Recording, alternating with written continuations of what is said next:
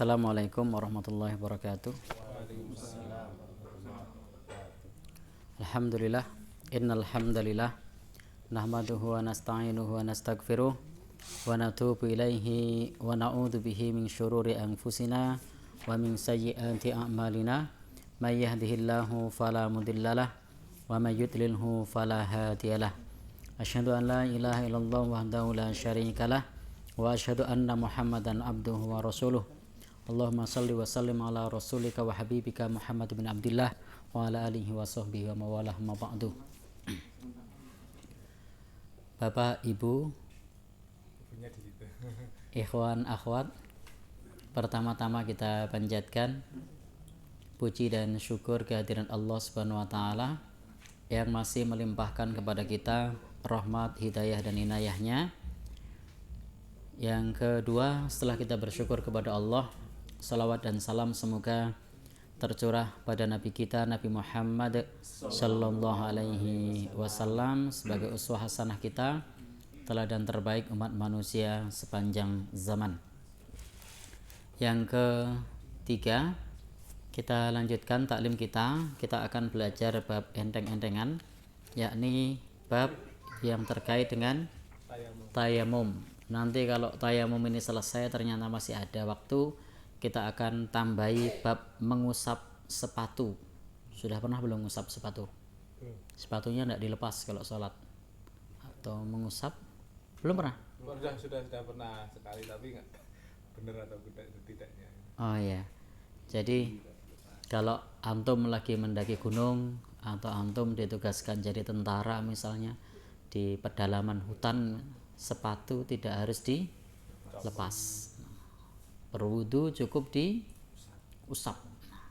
Nanti ada pembahasannya kalau waktunya cukup. Baik, kita akan bahas bab tayamum.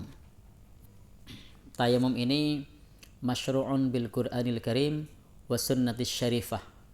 Disyariatkan di dalam Al-Qur'an dan disyariatkan di dalam sunnah Nabi sallallahu alaihi wasallam. Landasannya adalah Al-Quran di surah An-Nisa ayat 43. Wa in kuntum mardo aw ala safarin aw jaa ahadum minkum minal ghaid aw lamastumun nisa falam tajidu ma'a fatayammamu sa'idan thayyiba famsahu biwujuhikum wa aydikum. Jika kalian dalam keadaan sakit atau dalam keadaan bepergian atau kalian baru saja buang air besar atau kalian menyentuh perempuan, maksudnya hubungan suami istri. Mazhab Syafi'i menyentuh. Menyentuh. Tidak dimaknai hubungan suami istri. Asal sentuh maka sudah masuk batal. Falam tajidu ma'a, lalu tidak mendapatkan air, fatayammamu, maka bertayamumlah. Nah, ini perintah tayamum ada di surah An-Nisa ayat 43. Perintahnya adalah fatayammamu, silahkan untuk tayamum. Nah, maka teman-teman semua yang berbahagia yang dirahmati oleh Allah Subhanahu wa taala, di ayat tayamum ini Allah sebutkan fatayammamu sa'idan thayyiba. Jadi ada kata-kata sa'idan thayyiba. Apa itu sa'id? Sa'id itu adalah wajhul ard, permukaan tanah. Permukaan tanah itu namanya sa'id, atau permukaan debu yang halus itu namanya sa'id. Jadi kalau kita mau tayamum, maka tayamum itu menggunakan sa'id, yakni debu yang halus. Jadi menggunakan debu yang halus atau yang disebut dengan sa'id. Maka kalau bukan sa'id tidak boleh. Kerikil tidak boleh. Kerakal apa mana? Pasir. Jadi harus pakai sa'id, permukaan tanah atau debu yang halus. Itu namanya sa'id. Sa'id saja di situ disifati sa'idan thayyibah. Sa'id yang baik.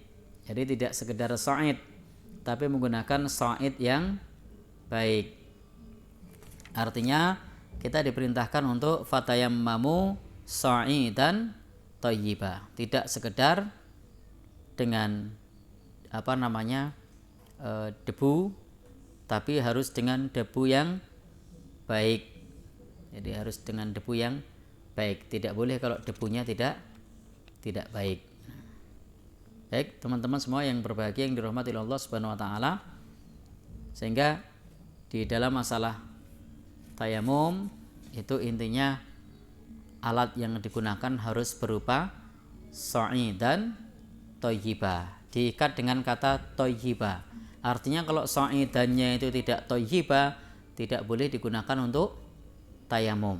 Jadi misalnya kita pakai sa'id tapi kandang babi. Nah, berarti thayyiba apa tidak? Tidak, karena di kandang babi, maka harus pakai sa'idan thayyiba. Masalahnya nyari thayyibanya itu.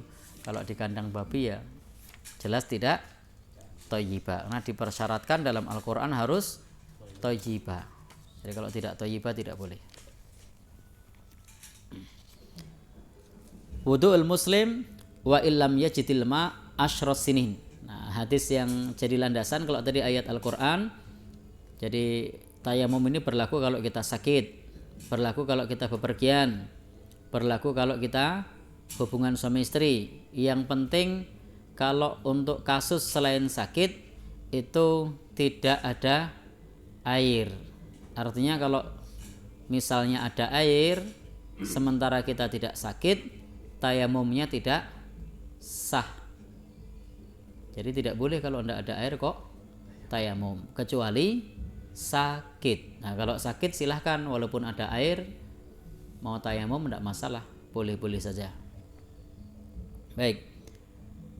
Jadi dalam hadis tadi wudu'ul muslim, wudunya seorang muslim, wa illam yajidil ma', meskipun tidak ada air, asyras sinin, selama 10 tahun. Jadi tidak menemukan air kecuali hanya cukup untuk minum, maka boleh selama 10 tahun itu tayamum terus. Tapi ya apa tumor gitu kan. Maka ini yang digunakan oleh Nabi ini tentu menggunakan bentuk majas, hiperbol, untuk menyangatkan bahwa meskipun tidak ada air selama 10 tahun.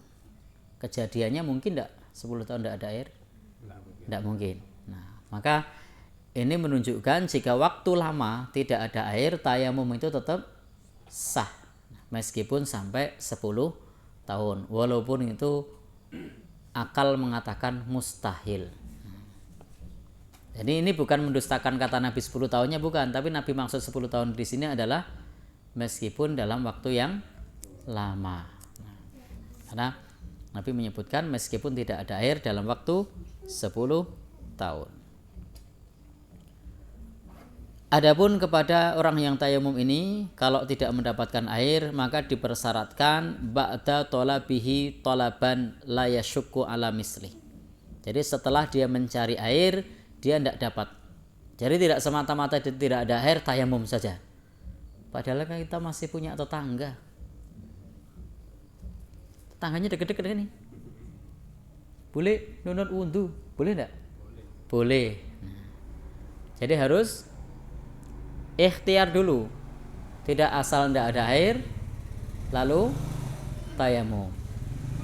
Bahkan insya Allah kalau di tempat kita, andaikan misal di tempat kita ini tidak ada air, tetangga masih punya air, maka serawungo itu apa tuh? Ya, bergaul lah. Jangan sampai kemudian tidak ada air kok, padahal tetangga kita airnya melimpah. Karena di tempat kita listriknya lagi jeglek misalnya. Atau kalau tidak, sekarang yang jual air mineral juga banyak.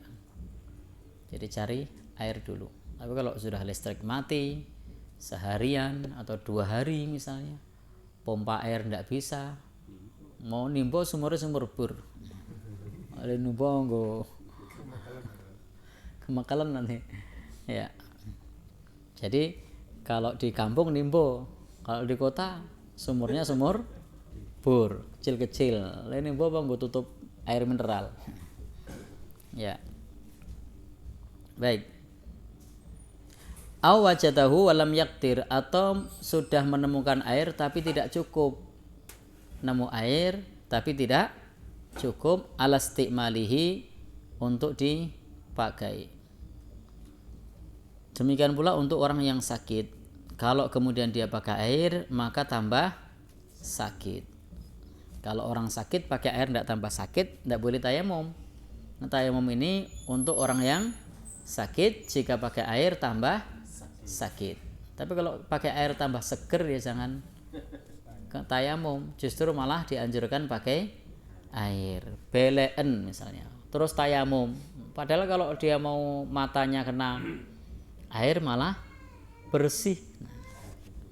Ya, tidak masalah kalau kemudian pakai air, karena dengan air justru malah bersih.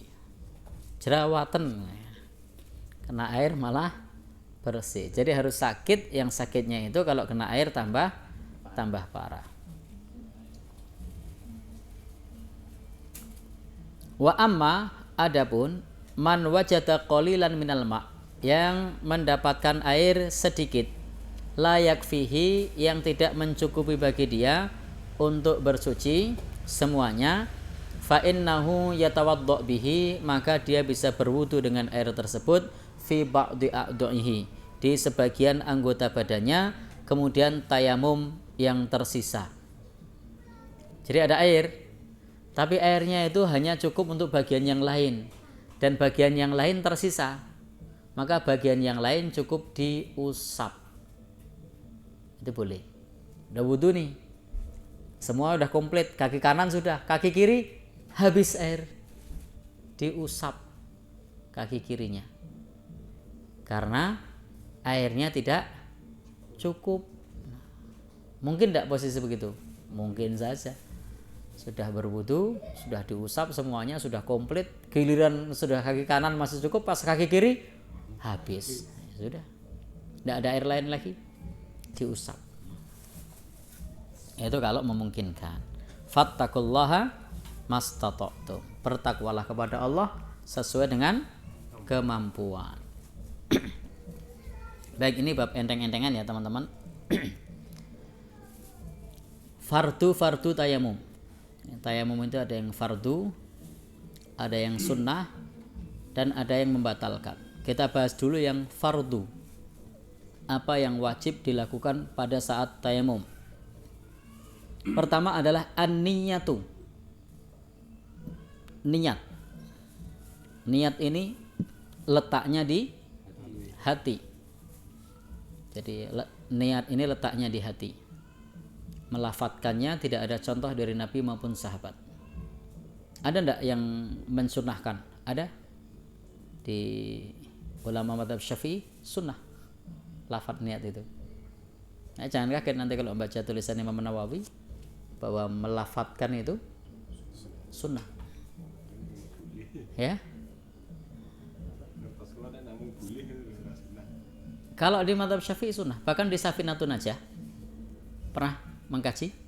Belum. Itu melafatkannya itu sunnah.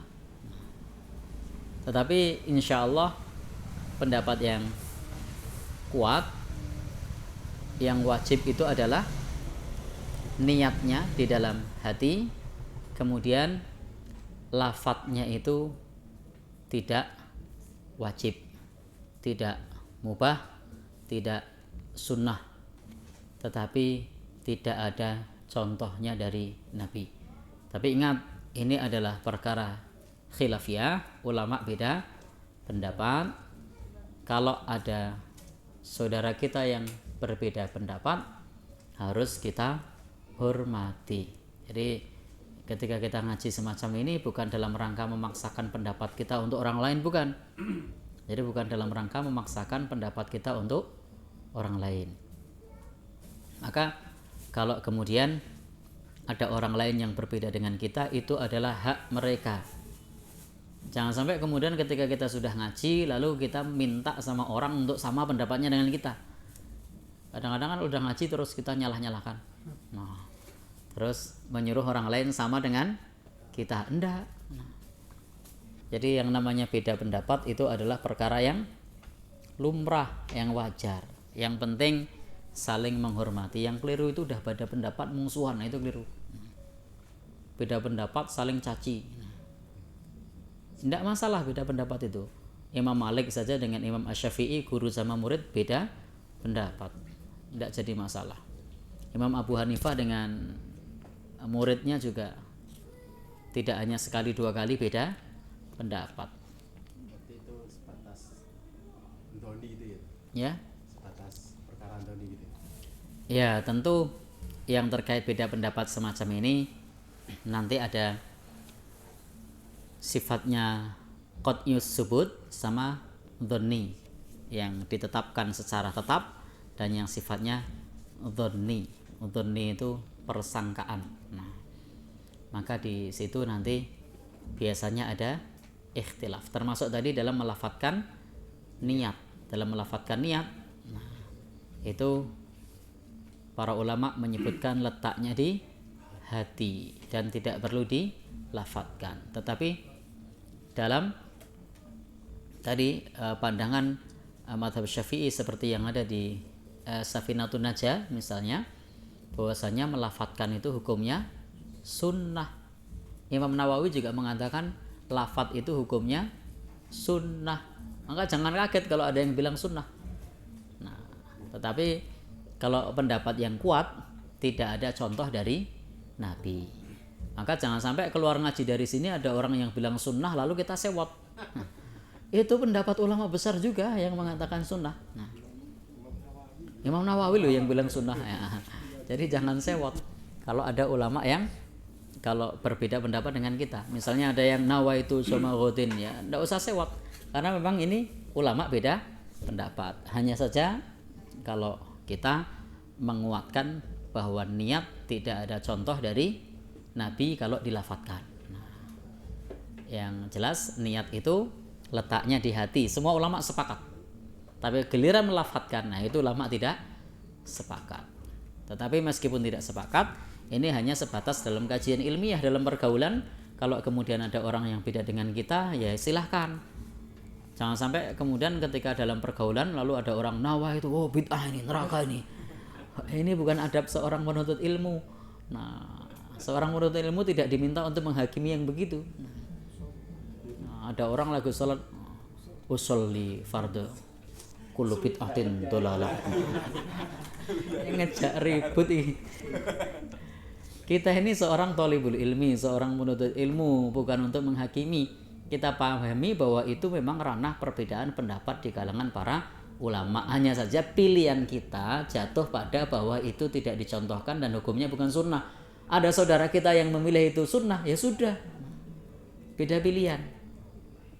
Ini tidak jadi soal. Wong pilihan partai politik aja tidak boleh kontok-kontokan, kok apalagi ini pilihan masalah keyakinan, tidak boleh kita kontok-kontokan. Ini kan parpolnya beda ini.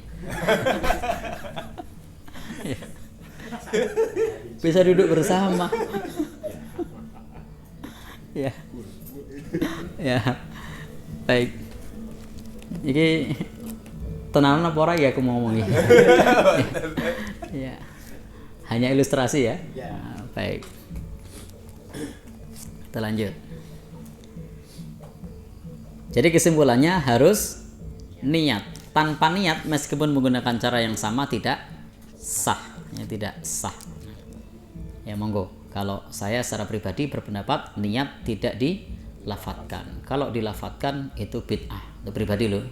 Kalau ada orang yang milih itu ya, sunnah, ya tidak boleh kemudian kita bid'ahkan. Nah, itu untuk kita.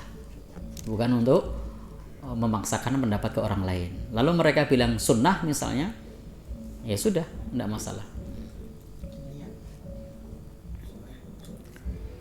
Baik. Yang kedua, yang wajib adalah as-sa'idut thahir. Jadi pertama tadi niat, yang kedua adalah debu suci. Tadi namanya fatayammamu sa'idan thayyiba. Syaratnya harus sa'idan thayyiba. Debunya debu yang baik, debunya debu yang suci. Tidak boleh menggunakan debu yang tidak baik atau bukan debu yang suci. Maka mutlak yang kita butuhkan adalah fatayamamu sa'idan thayyiba. Maka kalau bukan thayyiba tidak boleh. Maka nanti ada penjelasan mengenai masalah bahwa salah satu yang dianjurkan dalam tayamum itu adalah dibuang debu yang kasar. Dibuang debu yang kasar. Nah, yang kasar tidak termasuk thayyiba.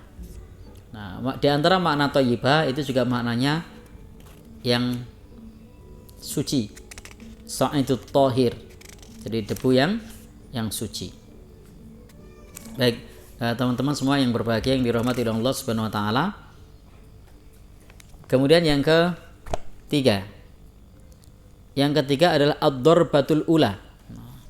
Menepukkan tangan ke debu sebanyak 1 kali. Ini hukumnya adalah wajib. Jadi sentuhkan tangan kita ke debu dan berapa kali? 1 kali yang wajib. Nah, karena nanti ada sunnah-sunnahnya. Maka bagi kita ketika tayamum sekurang-kurangnya tangan kita menyentuh debu atau tadi permukaan tanah sebanyak 1 kali. Itu sekurang-kurangnya. Tidak boleh kurang karena itu hukumnya wajib.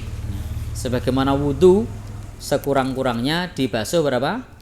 1 kali. Karena itu hukumnya juga wajib. Wudu tidak dibasuh ya. Bukan wudu ya. Nanti ciprat-ciprat ke misalnya. Jadi sekurang-kurangnya 1 kali. Meskipun nanti kalau 3 kali bagaimana? Yang sunnah itu sebanyak 3 kali. Baik. Teman-teman semua yang berbahagia yang dirahmati oleh Allah Subhanahu wa taala. Di bab untuk tayamum tadi, kalau di kitab yang saya pegang ini maknanya adalah umum. Apapun yang ada debunya boleh digunakan untuk tayamum. Jadi tidak harus permukaan tanah. Tidak harus permukaan tanah, tapi umum. Semua yang di situ ada debunya. Maka boleh bagi kita untuk berwudu. Di batu juga boleh. Di dinding juga boleh. Yang penting di situ ada debu. Jadi kalau antum yakin di situ ada debu, maka itu bisa digunakan untuk berwudu. Maka kalau tidak yakin ada debu ya jangan gunakan untuk berwudu. Sudah disterilkan misalnya, nah, maka jangan digunakan untuk berwudu. Baik, kita lanjutkan tadi. Tepukan pertama yakni menepukkan kedua tangan ke tanah. Jadi 2 tangan itu jadi sekali tadi 2 tangan ya, tangan kanan sama tangan kiri. Ini boleh untuk berwudu. Saya merasakan ada debu. Untuk tayamum ya, ini boleh ini. Saya merasakan ada debu. Ada ya. Ya, saya tidak mengatakan tidak dilap karena memang saya tahu teman-teman pengurus ini kan materinya tayamum. Jadi memang harus ada alat peraganya. Ya, harus ada alat peraganya ya. Ini boleh ya, karena memang ada debunya dan ini tidak perlu ditiup karena debunya sudah debu suci dan tidak ada yang kasar. Tidak perlu diketap.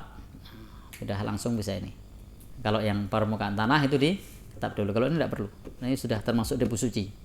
Ini memenuhi syarat untuk tayamum. Ya.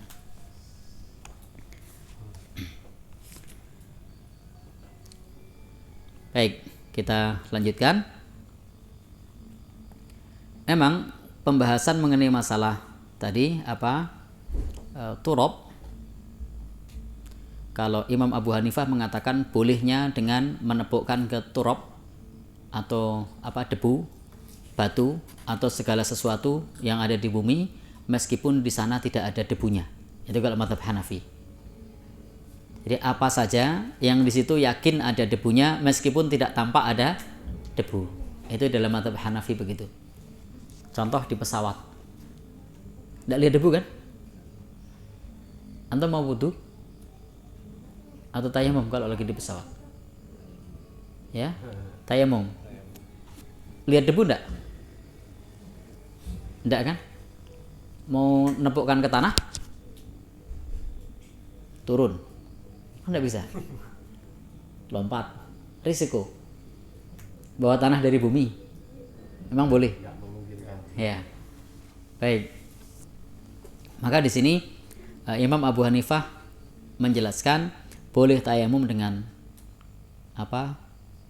Segala sesuatu yang dari bumi, meskipun di situ ada debunya atau tidak. Walau lam yakun alaihi turab, meskipun tidak ada debunya yang tampak, itu boleh.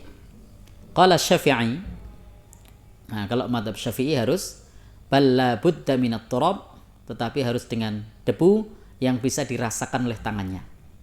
Fa idza lam yujadit turab, kalau tidak ada debunya maka tidak sah tayamumnya. Jadi debunya harus bisa dirasakan.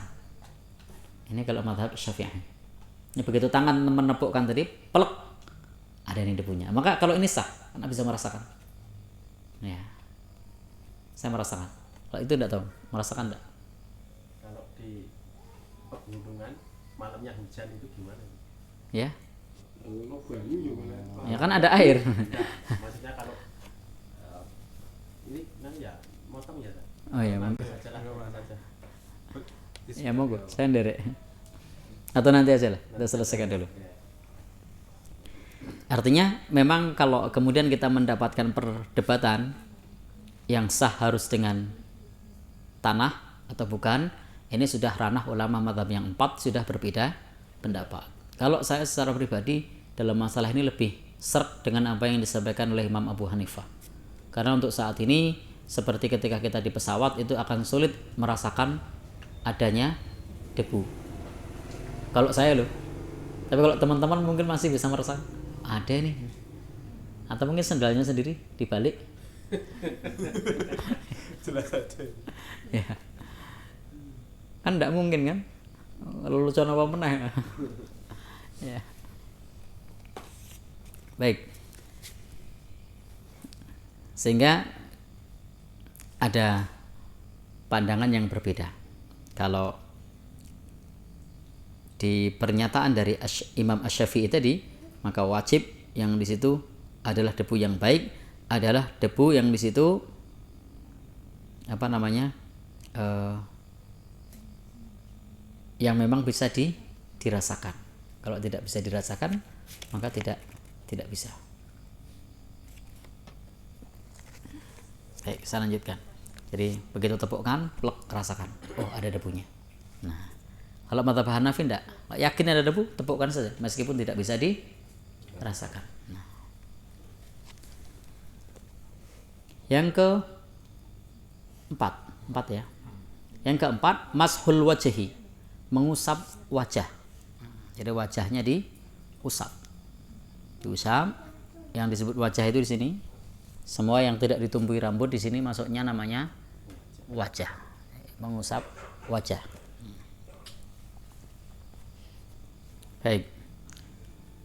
Wal kaffain, dan mengusap tangan sampai pergelangan. Nah, ini yang wajib.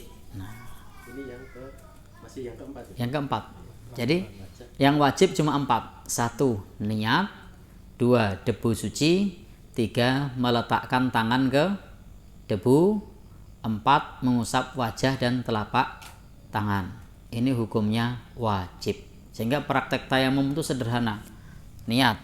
Orang ketok kan? Saya udah niat belum ini? Anda tahu kan? Nah, tidak kelihatan. Niat. Setelah niat, cari debu suci, tempel. Nah, tempel, usap wajahnya.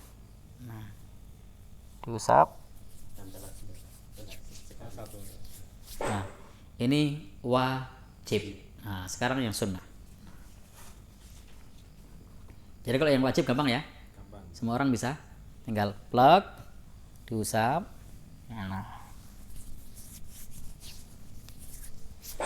Nah, dah selesai. Yang sunnah, at-tasmiyah, baca bismillah. Ini hukumnya sunnah.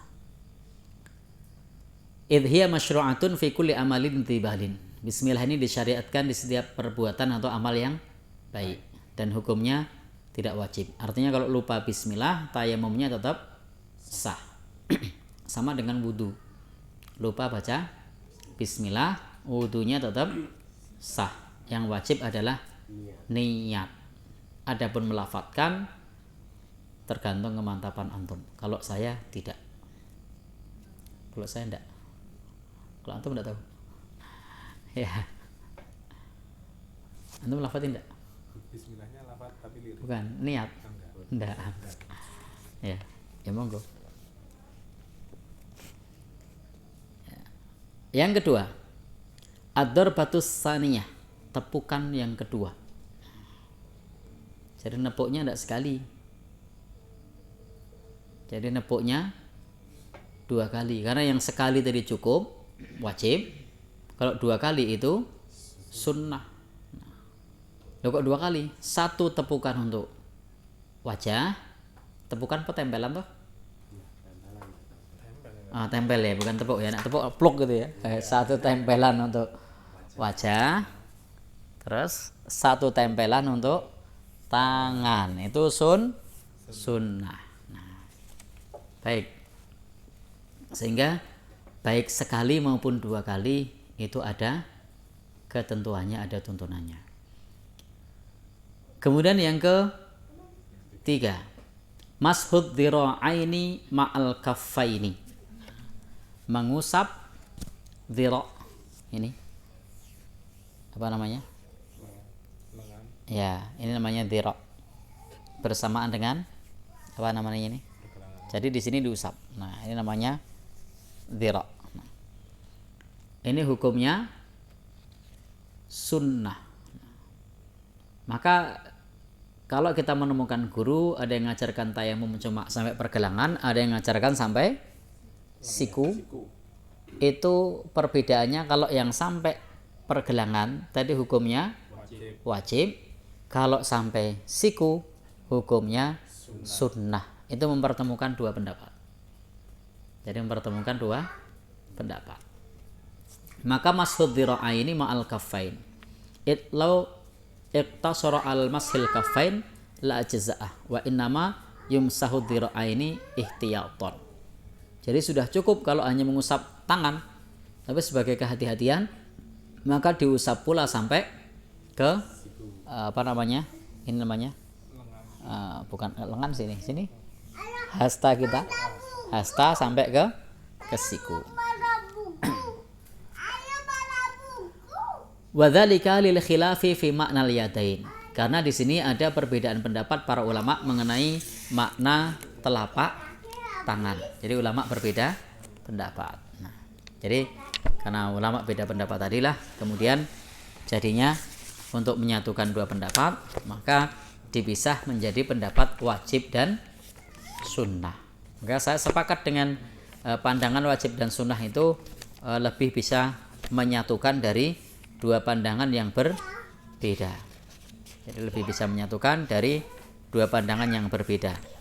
Karena kalau misalnya tidak disatukan seperti itu, maka ada 2 cara tayamum. Dengan disatukan seperti itu, maka 1 cara hukumnya wajib, cara yang lain hukumnya sunnah. Itu lebih menenteramkan, karena memang kalau ada 2 pandangan bisa disatukan, maka menyatukan itu lebih baik. Atau dalam bahasa para ulama namanya khuruj minal khilaf mustahabun. Keluar dari perbedaan pendapat itu dianjurkan. Jadi perbedaan pendapat itu jangan dipiara. Tapi hendaknya kita legowo untuk keluar dari perbedaan pendapat. Maka saya secara pribadi kalau menjumpai satu komunitas yang beda pendapat, saya tidak menonjolkan perbedaan pendapat saya dalam rangka untuk menjaga persatuan, untuk keluar dari perbedaan pendapat. Kita sudah tinggal di lingkungan yang berbeda atau malah menunjukkan diri saya beda loh. Ini kayak harap ngopo gitu kan. Baik, kita bahas terlebih dahulu pandangan para ulama. Wa minhum asy-Syafi'i innahu la budda min durbataini. Nah, siapa yang berpendapat wajib 2 kali tepukan? Imam Asy-Syafi'i mewajibkan 2 kali tepukan. Jadi Imam Asy-Syafi'i mewajibkan 2 kali tepukan atau sentuhan sih?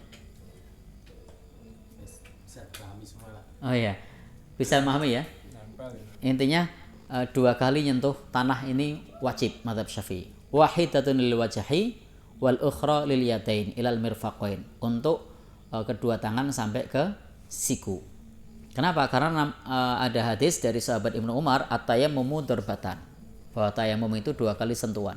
1 kali sentuhan ke tanah untuk wajah dan 1 kali sentuhan untuk kedua tangan. Maka disinilah kemudian Imam Asy-Syafi'i mewajibkan 2. Jadi Imam Asy-Syafi'i mewajibkan 2. Kalau di kitab ini tadi, maaf ya, ciri khas saya itu kadang-kadang gini, kitabnya nggak piro gitu kan. Karena memang saya ilmunya itu masih cetek. Jadi harus apa? Harus baca buku. Nah, itu memang kelemahan saya. Ya harus diakui, daripada saya orang nggak apa-apa mah bingung ngomong apa gitu ya, mending bawa. Jadi itu pandangan Imam Asy-Syafi'i karena ada hadis dari sahabat Ibnu Umar, riwayat Daruqutni yang menyebutkan bahwa tayamum itu 2 kali sentuhan. 1 kali sentuhan untuk wajah, 1 kali sentuhan untuk 2 telapak tangan sampai ke siku. Maka hukumnya wajib. Nah, 1 kali berarti belum terpenuhi wajibnya. Lah kalau ini tadi, ini mazhabnya Maliki, yaitu menyatukan 2 pendapat. Wa dhahabal jumhur, sementara jumhur ulama, termasuk di sana ada Imam Ahmad, termasuk Imam Al-Auza'i, kemudian juga para ahli hadis mengatakan bahwa 1 kali tepukan saja. Jadi 1 kali tepukan saja untuk mengusap wajah dan 2 telapak tangan. Nah, dan 2 telapak tangan. Baik. Teman-teman semua yang berbahagia yang dirahmati Allah Subhanahu wa taala. Maka kita sudah mengetahui di sini bahwa memang para ulama berbeda pendapat. Nah, kalau mazhab Syafi'i memang hati-hati. Jadi mazhab Syafi'i memang hati-hati, maka diwajibkan 2. Nah, jadi diwajibkan 2. Jadi dalam rangka menemukan apa tadi? Menyatukan 2 pandangan yang berbeda antara yang satu sama yang 2. Baik. Dan tayamum ini teman-teman semua yang berbahagia yang dirahmati oleh Allah Subhanahu wa taala, di zaman Nabi para sahabat belum begitu paham tentang tata cara tayamum. Maka ada riwayat dari Ammar bin Yasir, ada seorang laki-laki yang dia pada satu ketika fi hajatin, dalam satu keperluan dia junub, falam ajidil ma, dan aku tidak menemukan air. Jadi ini sahabat Rasul namanya Ammar bin Yasir, dia tidak menemukan air. Fatamarraqtu fis sa'id kama tamarraqad dabah, maka kekipu seperti kekipunya ya binatang melata. Jadi dia guling-guling di ya ini sahabat Ammar bin Yasir nih. Jadi karena Nabi mengatakan bahwa tayamum itu dengan debu. Dalam hadis Nabi juga fatayammamu sa'idan thayyiba, dan belum tahu caranya sahabat Ammar bin Yasir. Maka beliau gulung-gulung di tanah sebagaimana fatamarraqad dabah, sebagaimana hewan melata itu gulung-gulung di tanah. Biasanya apa? Kadal, ular, ayam, itu kan cara mandinya gitu. Nah, dia malah guling-guling. Dan memang bersih. Coba lihat kadal, bersih kan? Ya, ayam itu malah bersih kan? Ketika setelah pakai tanah, pakai pasir, ya. Maka dia seperti itu. Summa ataitun nabiyya, kemudian aku datangi Nabi sallallahu alaihi wasallam, fadzakartu dzalika lahu, maka aku ceritakan itu kepada Nabi. Cerita kepada Nabi kalau barusan dia guling-guling. Maka kemudian Nabi mengatakan, innama yakfika an taqula biyadaika hakadha, maka cukup dengan kedua tanganmu seperti ini. Summa daraba biyadaihil ard darbatan wahidah, kemudian menyentuhkan tangannya ke tangan 1 kali sentuhan, kemudian mengusap yang kanan untuk yang kiri untuk yang kanan, dan sebaliknya kemudian mengusap wajah dan telapak tangan. Sehingga ini menjadi dalil yang satu kali, muttafaq alaih. Nah, sementara yang tadi yang hadis riwayat siapa tadi? Daruqutni, itu adalah untuk hadis yang 2 kali. Jadi memang ada hadis Nabi yang 2 kali, ada hadis Nabi yang 1 kali. Sehingga untuk menyatukan 2 hadis tadi dibedakan antara yang wajib sama yang sunnah. Jangan dibenturkan. Jadi jangan dibenturkan. Oh, wajib kok. Memang tidak salah yang berpendapat wajib, karena Imam Syafi'i berpendapat wajib. Kemudian yang sunnah kok. Nah, ya karena memang dalam hadis Nabi tadi disebutkan hanya 1 kali yang muttafaq alaih. Baik. Jadi memang saya kalau ngaji di sini agak beda.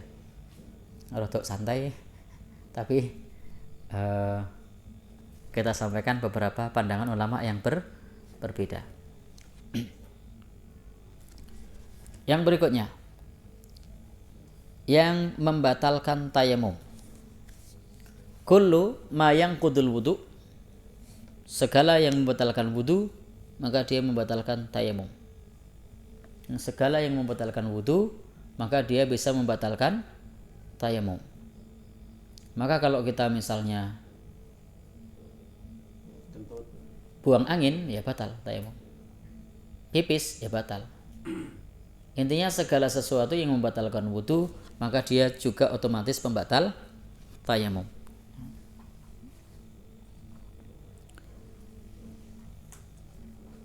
Yang kedua, wujudul ma' liman adimahu qabla ayat khulafis shalah au asna'aha. Khusus untuk orang yang dalam keadaan sehat. Kalau sakit tidak berlaku. Jika dia menemukan air. Jadi kalau orang sakit meskipun menemukan air, tayamumnya tidak batal.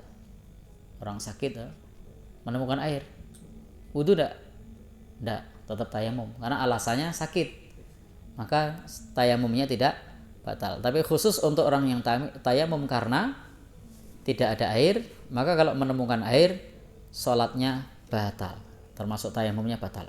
Pas sholat, begitu sudah jabat maghrib atau isya, rakaat ketiga hujan deras, beres gitu, batal semua itu. Baleni ya. Tapi kalau sudah selesai, assalamualaikum warahmatullahi wabarakatuh. Assalamualaikum warahmatullahi wabarakatuh. Astagfirullah. Terus setelah istighfar 3 kali, Allahumma antas salam. Bres. Tidak perlu diulang. Jadi kalau kira-kira mau hujan, sholatnya tunggu hujan. Nah, jangan malah dicepetin. Nah, ini tidak ada air ya, tunggu hujan. Ini mau hujan nih kayaknya. Jangan malah cepetin aja, keburu hujan biar bisa tayamum. Ya, biar bisa tayamum misalnya. Begitu tahu, bentar lagi hujan nih, sholatnya dicepetin. Harusnya belum saatnya salam langsung salawatnya dipercepat. Kan kalau dalam mazhab Syafi'i kalau sudah menyebut Allahumma sholli ala Muhammad sudah sah meskipun cuma sekali. Karena sudah masuk salawat meskipun tidak sampai akhir. Begitu seperti itu, assalamualaikum warahmatullahi wabarakatuh. Assalamualaikum. Kenapa keburu hujan? Ini adab yang buruk ini. Ya, memang nanti kalau hujan batal, tapi tidak segitunya kali. Baik. Amma idza faragha minas shalah, adapun jika salatnya sudah selesai, maka salatnya sah dan tidak perlu mengulang. La tusallu fi yaumin marratain. Jangan salat dalam satu hari 2 kali. Jadi jangan diulang sebanyak 2 kali. Tidak boleh mengulang sholat sebanyak 2 kali. Kecuali sholat sunnah salah satunya, itu boleh. Kalau salah satunya sunnah 2 kali boleh. Sahabat Mu'adz bin Jabal itu dia menjadi makmum bersama Rasulullah pada saat sholat isya, dan beliau menjadi imam di kampungnya, ngimami sholat isya 2 kali sholatnya. Maka salah satunya adalah sholat sunnah. Maka bolehnya seseorang yang tadi sudah jadi makmum, kalau pulang dia jadi imam. Jenengan juga boleh di masjid jadi makmum, di rumah ngimami istrinya sholat sunnah. 2 rakaat salam, istrinya masbuk. 4 kan istrinya? Oh iya, maksimal 4. Ya, maksimal 4, masa lebih dari 4. Ya. Khusus Rasul boleh. Ya. Baik. Jadi teman-teman semua yang berbahagia yang dirahmati oleh Allah Subhanahu wa taala, kita lanjutkan. Yang mubah pada saat tayamum. Maka segala sesuatu dengan tayamum tersebut diperbolehkan kita menggunakan tayamum. Contohnya apa tadi? Pada saat kita mau sholat boleh dengan tayamum. Tawaf boleh tayamum. Menyentuh mushaf boleh tayamum. Baca Quran boleh tayamum. Jadi intinya tayamum ini untuk berbagai macam ibadah. Sebelumnya tidak bisa dikerjakan tanpa tayamum. Contoh sholat kan tidak bisa dikerjakan, harus tayamum dulu. Tawaf, ya, Sholat sunnah bisa. oh, bisa. Mau nyentuh mushaf bisa tayamum. Dan tayamum ini bisa digunakan untuk menggantikan mandi.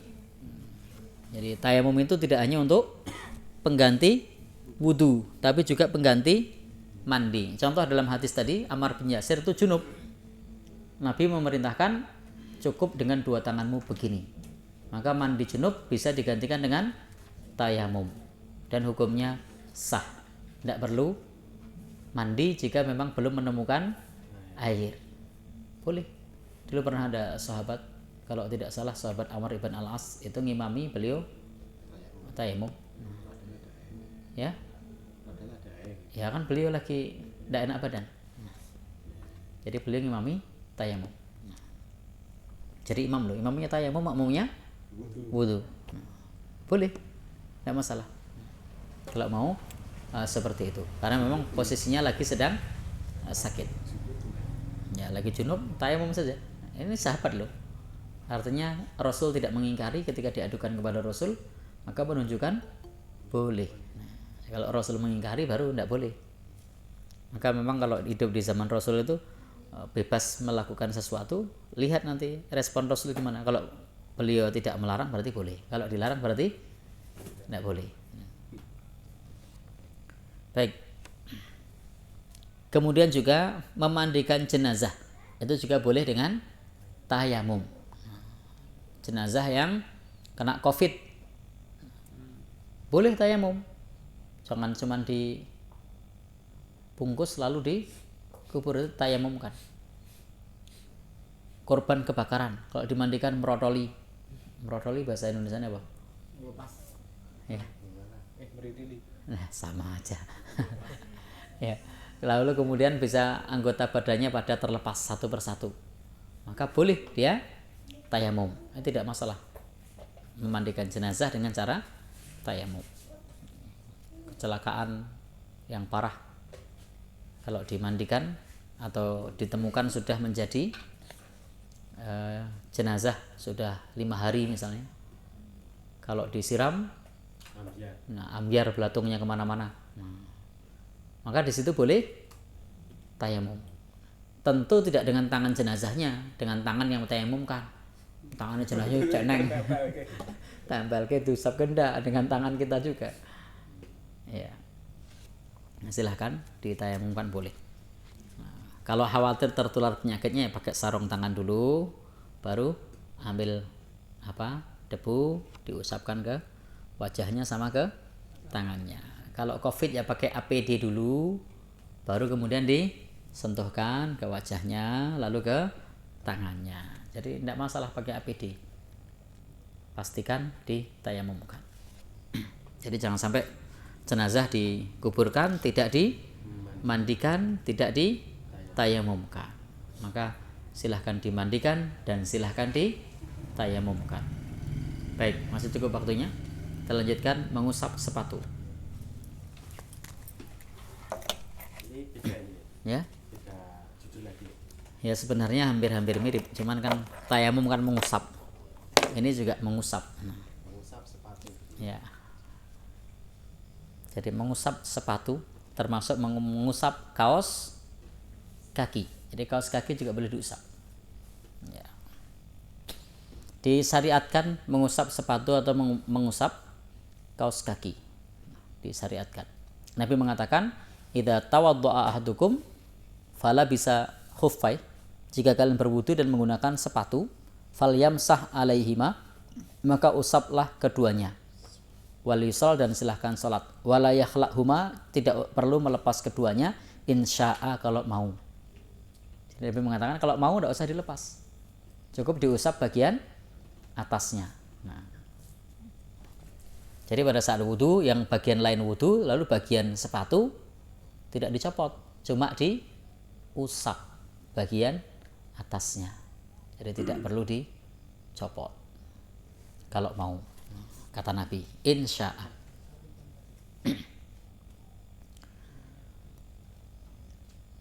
Maka di bab ini juga berlaku bagi kita kalau ternyata lagi sakitnya kena luka. Jadi kalau kena luka, sebagaimana Rasulullah Shallallahu Alaihi Wasallam bersabda kepada orang yang kepalanya sedang terluka, faghsala ra'sahu famata, lalu dia membasuh kepalanya, mati. Jadi dulu ada sahabat Nabi yang kepalanya terluka dan kepalanya dibasuh, maka kemudian mati. Maka kata Nabi, inna makana yakfihi ayatayammama, maka cukup baginya untuk tayamum atau juga dengan cara mengusap bagian lukanya, summa yamsahu alaiha, kemudian mengusapnya, wa yaksil, dan mencuci sairo jasadi. Jadi seluruh tubuh yang lain itu diusap, tapi seluruh tubuh yang lain dibasuh, bagian yang luka diusap. Contoh, pakai perban luka bacok, jangan dikasih air, cukup diusap saja di atas perbannya. Patah kaki, digip, ora perlu disiram banyu ngon gip, dilebokke ngon bolongan gitu kan. Ini digip, masukin air, biar apa? Airnya masuk. Ini menghalangi wudu ini, gitu. Tidak perlu. Jadi cukup yang lain berwudu biasa, di atas gipnya diusap. Di atas gipnya diusap. Syariat mengusap ini ternyata memudahkan kita kalau lagi luka atau lagi sakit, sehingga kalau misalnya orang digip ya tidak perlu banyune dilebokke nang jeron gip. Sekarang jarang pakai gip, biasanya pakai platina. Sekarang gip sudah tidak zaman ya, tapi masih ada enggak? Ada. Masih ada ya. Ya tergantung kan orangnya suruh milih biasanya di gip atau di platina. Lalu tanya, dok, kelemahannya apa kalau gip, apa kalau platina? Kalau platina nanti beberapa hari sudah bisa jalan-jalan. Kalau gip ya tidak bisa. 3 bulan. Ya, harus berbulan-bulan. Maka karena mau instan, pengen gelak nyambut gawe, platina aja. Baik, kita lanjutkan. Disyariatkan untuk mengusap sepatu tadi harus dipakai sudah dalam keadaan suci. Jadi sepatu tadi dipakai, kaki kita sudah dalam keadaan suci. Sebagaimana Nabi Shallallahu Alaihi Wasallam suatu saat pada saat mau sholat, ada salah seorang sahabat namanya Mughirah bin Syu'bah ketika hendak melepas sepatu Nabi. Jadi takzim para sahabat sama Nabi itu sampai mau melepaskan sepatunya. Jadi takzim sahabat kepada Nabi itu sampai mau melepaskan sepatunya. Ya, ini bolehlah sekali-kali nanti Mas Yamto melepaskan sepatunya Mas Eko gitu. Nah, tapi aja lebih lah. Langsung siram. Ya. Baik, ini Nabi pada saat itu mengatakan dakhuma, jangan, biarkan. Nah, Nabi aja tidak mau itu, mau dilepas sepatunya. Nabi bilang dakhuma, biarkan. Fa ini adkhaltuhuma, aku memakainya tohirota ini, aku memakainya dalam keadaan suci. Jadi sudah suci, sudah wudu dulu atau kakinya sudah suci baru pakai sepatu. Jadi bukan dalam keadaan kotor lalu pakai sepatu. Kalau dalam keadaan kotor maka tidak terpenuhi syarat. Yang kedua, ayyakuna satiraini limahalil fardi. Nah, hendaknya sepatu tersebut menutupi bagian yang wajib. Artinya menutupi kaki sampai ke mata kaki. Kalau di bawah mata kaki tidak boleh diusap. Tadi harus sepatu yang menutupi mata kaki. Minimal kaos kakinya menutupi mata kaki. Kalau kaos kakinya tidak menutupi mata kaki ya dicopot. Sandal jepit copot. Ya. Jadi sandal jepit, sandal slop kan bagian wajibnya tidak ketutup. Nah, yang wajib bagian mana? Sampai mata kaki. Jadi kalau sampai mata kaki ketutup semua, baik oleh kaos kaki atau oleh sepatunya, maka boleh tidak dilepas. Nah, biasanya kalau pakai sepatu nutupi enggak? Yang nutupi itu biasanya tentara, polisi, petugas keamanan, ya. Kakinya yang nutup kita. Ya tidak cuma kaos kakinya kalau polisi biasanya. Sampai atas. Sampai atas itu. Apalagi yang tugas di medan perang itu, wow, sampai atas itu. Baik.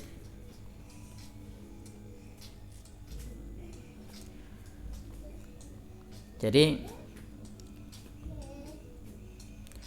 yang berikutnya hendaknya bagi orang yang mukim, jadi bagi orang yang mukim itu tidak lebih dari sehari semalam. Artinya kalau mukim boleh kita mengusap, tapi tidak boleh lebih dari sehari semalam. Jadi sepatu boleh tidak dilepas maksimal sehari semalam kalau kita mukim. Ya kalau kita mukim itu sehari semalam. Kalau musafir 3 hari 3 malam. Maka ja'ala Rasulullah sallallahu alaihi wasallam salasata ayyamin walayaliyahunna. Rasul menjadikannya 3 hari 3 malam lil musafir untuk musafir wa yauman wa lailatan sehari semalam untuk orang yang mukim. Jadi kalau kita tidak kemana-mana boleh tidak dicopot sehari semalam. Tapi kalau musafir boleh tidak dicopot 3 hari. Ono sing wis tahu tolong dina ora dicopot. Kalau sehari semalam Tetap enggak bisa. belum pernah. Oh ya, dicobalah nanti daki gunung. Atau apa lagi selain daki gunung yang perlu pakai sepatu tidak dicopot apa? Ya? Oh gitu. Saya mau tanya. Oh gitu. Baik, berikutnya. Yang kelima atau keempat? Keempat, itu tidak boleh melepasnya sesudah diusap. Kalau sesudah diusap dilepas, wudunya batal. Nah, jadi kalau sudah diusap, sepatu harus dipakai untuk sholat, atau kaos kaki harus dipakai untuk sholat. Kalau pakai teknik mengusap, kalau ternyata dilepas pas sholat, maka batal. Taruhlah ada seorang perempuan pakai kaos kaki, ketika mau di tempat wudhu umum, wah kalau dicopot auratnya dibuka. Nah, apalagi di sini ada Mas Eko, ada Mas Yanto, ada Mas apa namanya, Mas Puji misalnya, malu kan perempuannya. Akhirnya kaos kakinya tidak dilepas, cuma diusap. Nah, lalu sholat jamaah, kok kaos kakinya dicopot, batal wudhunya. Jadi kalau tadi tidak diusap, maka tidak boleh dilepas. Kalau sudah diusap sampai selesai sholat, tidak boleh dilepas. Kalau dilepas ya tidak ada faedahnya. Ngapain dilepas?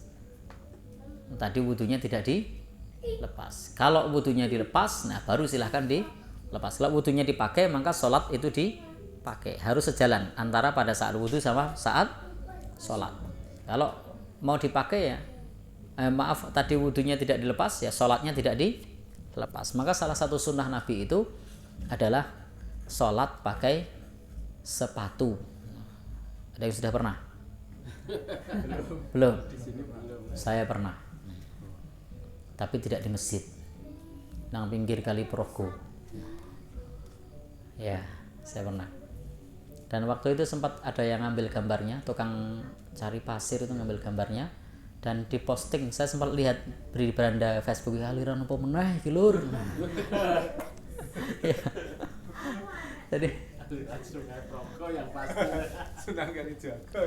ya karena kita waktu itu nyari pasir Ini saya sama kawan-kawan tuh cari pasir. Jadi jangan kira kalau guru ngaji ki yo ora tahu nyambut gawe rekoso, ya tahu nyambut gawe rekoso. Ya tahu golek pasir bareng. Nah, golek pasir, pada saat cari pasir tuh masjid jauh itu. Dan tidak ada kendaraan selain truk itu. Nek melaku ngono, tekan kampung ya aduh, gitu. Nyabrang. Nek nggawa truk ngono mosok arep salat jamaah nggawa truk ngong pasir wis munggah. Nah, akhirnya kita putuskan begitu ada adzan kita sholat. Nah, dan sepatu tetap dipakai. Ya sudah. Ono sing moto. Ya. Jadi mungkin aneh kali ya. Iya. Silahkan boleh kalau mau sholat pakai sepatu dengan catatan memang pada saat kerja tidak di masjid. Kalau di masjid ya golek perkara jenenge. Ya. Pada saat jenengan tugas misalnya atau petugas keamanan misalnya di lapangan mengintai musuh di hutan misalnya. Itu silahkan.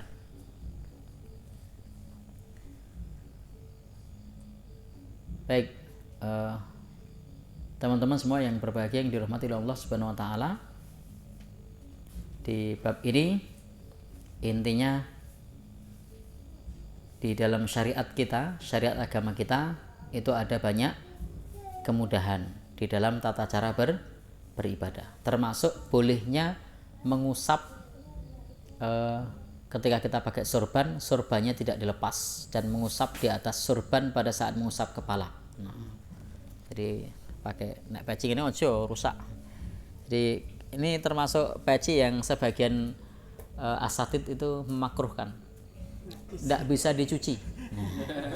Ya, tidak bisa dicuci. Jadi saya tuh beberapa kali pakai gini ada yang komen, kok Ustadz suka pakai yang gini? Lah emang kenapa? Kan tidak bisa dicuci. Oh iya, emang madok juga emang tidak bisa dicuci. Ini kalau dicuci ya rontok. Maka kalau kemudian kita wudu diusap begini ya rontok. Nah, maka kalau yang mungkin tuh kalau yang dari kain itu bisa tidak usah dilepas diusap, itu bisa. Mungkin karena dingin, nah, kalau diusap sehingga tidak dilepas itu tidak masalah. Karena pernah dilakukan oleh Nabi Shallallahu Alaihi Wasallam pada saat wudu, beliau hanya memundurkan dikit sampai nasiati dari ubun-ubunan. Digini kan. Maka kemudian menunjukkan bahwasanya boleh pula bagi perempuan untuk mengusap kepala tanpa melepas jilbab. Jadi boleh bagi perempuan untuk mengusap kepala tanpa melepas jilbab. Diusap di atas jilbabnya. Nah, insya Allah enggak apa. Ya? Ya, khimar. Nah, saya bilang khimar ora dong. Ya. Jadi ya, baik. Jadi di atas tak bilang khimar nanti tidak dikritik mana. Di atas khimarnya itu ya memang istilah di negeri kita itu memang sudah dipahami umum itu ya. Ya, itu sudah dipahami oleh umum jilbab. Tapi memang sebenarnya itu adalah khumur atau khimar. Sama juga istilah mahram, muhrim itu bolak-balik. Silaturahim, ziarah itu bolak-balik. Ya. Nah, dikira orang mati padahal bener itu. Nah. Sama tadi bilang khimar itu orang kita tidak paham. Apa tuh khimar? Taunya ya jilbab. Ya, baik. Kita lanjutkan. Maka boleh untuk diusap bagian di atas jilbabnya. Saya pernah ditanya oleh salah seorang jamaah. Waktu itu saya ngisi taklim di Pacangan. Dia cerita kalau pakai jilbab itu bisa 15 menit. Sehingga bagaimana kalau jilbabnya tidak dicopot? Saya tanya pakai jilbab apa itu? Ternyata jilbabnya itu harus diikat di tiang, harus diputer, harus dipilin, harus ditusuk. Oh ternyata ini kurban tutorial. Padahal jilbab yang ganti bleng itu ya oke kok. Gimana cara wudunya nanti kalau dilepas nanti lama.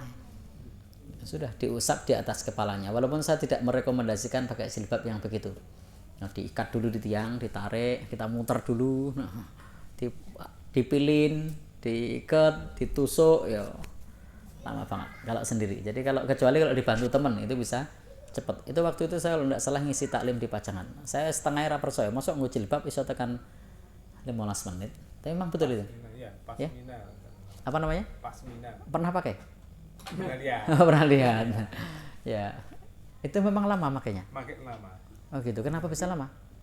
Digubet-gubet gitu biar modelnya bagus. Oh gitu, gubet-gubet kayak dulu. Oh iya. Pangeran Diponegoro. Iya. Ya. Tidak sempat. Itu jadi kalau mau wudhu itu sampai ragu-ragu mau nyopot nanti bisa masang lagi ndak gitu ceritanya. Sehingga eman kalau dicopot. Karena masangnya sulit. Nah, bisa 15 menit itu kalau harus biar presisi, biar pas kayak tadi itu, biar kenceng, nah, itu lama. Kalau sekedar pasang mungkin lodok, mungkin jebol. Ya seperti itu. Maka jawabannya adalah diusap di atas jilbabnya. Walaupun itu jilbab itu tidak recommended. Tidak. Ya jilbab suwimen. Ya. Padahal ada yang mudah, kenapa dibikin susah? Itu kenapa suka yang susah-susah begitu? Karena bagus. Oh gitu. Kelihatan Milenial. Oh milenial ya. Baik. Demikian pembahasan kita tentang mengusap sepatu. Wallahu alam bishawab. Oke, monggo bagi teman-teman yang ingin bertanya, ikut klinik. dulu. Ya, online dulu nggak apa? Satu dulu. Ada dua. Satu dulu nanti gantian yang offline. Yang satu dulu, apakah ada doa setelah tayamum itu sama dengan doa setelah wudhu? Baik, terima kasih. Yang kedua? Yang kedua, jika dalam perjalanan hanya ada persediaan sebotol air minum, apakah ini bisa termasuk kondisi emergensi untuk bersuci dengan tayamum? Baik, terima kasih. Tidak ada doa khusus selepas tayamum. Tidak ada doa khusus selepas tayamum. Yang ada adalah doa selepas wudhu. Jadi setelah tayamum ya silahkan kalau mau sholat, kalau mau baca Quran, kalau mau aktivitas lainnya silahkan aktivitas lain. Karena memang tidak ada doa khusus. Yang kedua tadi persediaan air tinggal Ada satu botol. satu botol. Botolnya gede apa kecil? Oh, botolnya botol bensin ya banyak. Ya. Jadi satu botol air. Artinya dalam perjalanan tersebut memungkinkan enggak untuk beli air lagi. Dan memungkinkan enggak untuk mendapatkan air lagi. Itu perlu jadi pertimbangan. Contoh perjalanan naik pesawat pergi ke Eropa. Di atas pesawat bisa 15 jam. Berarti memang air ini emergensi, hanya cukup untuk minum. Maka bagaimana statusnya? Silahkan tayamum. Karena memang airnya tidak memungkinkan untuk digunakan untuk wudhu. Kalau toh beli memang ada, tapi kan harganya mahal. Saya pernah beli yang tanggung itu 36.000. Ya segini lebih gede sedikit. Ya.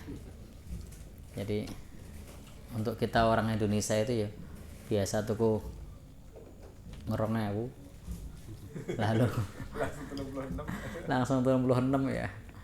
Itu masya Allah. Bagi saya yang kerjanya cuma buruh momong nang sekolah itu ya, itu butuh kerja berapa lama itu. Baik, jadi begitu ya. Kalau memang airnya hanya untuk cukup minum, maka dahulukan untuk minum. Tapi kalau persediaannya mampu untuk beli, maka beli lebih baik. Kalau memang ada persediaan cukup. Kalau tidak ada, maka lebih utama gunakan untuk minum dan silahkan tayamum. Karena memang yang diutamakan itu adalah untuk mempertahankan kehidupan terlebih dahulu. Jadi utamakan untuk mempertahankan kehidupan terlebih dahulu. Karena ada prinsip darul mafasid, menghindari rusak. Itu muqaddamun, diutamakan.